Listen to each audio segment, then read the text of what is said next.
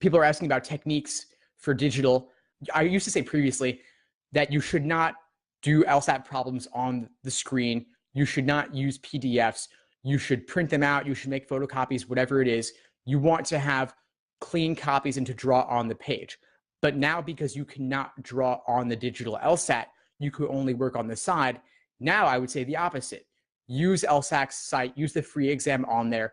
They're currently using, as a free sample exam on there, Prep Test 73, which is the September 2014 LSAT. They're going to be releasing a couple more exams in the digital format soon, and then in the fall, they'll be releasing several more they recently announced. So that's great.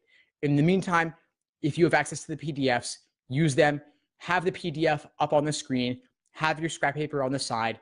Don't worry too much about how much scrap paper you use, but make sure that you're not using actual loose leaf. You're using clean white paper, 8.5 by 11 sheets, which is probably what the scrap paper will be for the digital LSAT scrap, and do your work on the side and get used to going back and forth between a screen and your paper. That's the biggest advice I would give. For those of you who like to make lots of notes in reading comp, you like to highlight and underline and circle, that's okay for paper. I still don't love it for paper anyway, but for digital, you definitely don't want to do that. It's really important to get used to minimal marking or not marking at all. I find the students who do the best on the LSAT, whether it's paper or digital, they make minimal to no markings at all. So all those tools I showed you, the underlining, the highlighting, the circling, whatever you might want to do, none of it is useful. I would steer clear of it.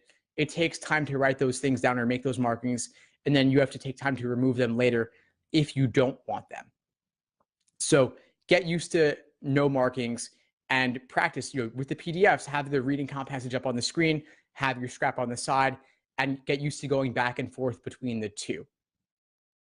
I have some other videos in the reading comprehension playlist on YouTube going into more depth on that, but that should handle it for now, I think. For logical reasoning, there's not much you ever want to diagram anyway. I think there are very few logical reasoning questions that are worth diagramming, maybe some sufficient assumption questions, maybe some parallel questions, some inference questions, but the vast majority, strengthen, weaken, necessary assumption, I would never diagram for those anyway, and so that really shouldn't have much of an impact there.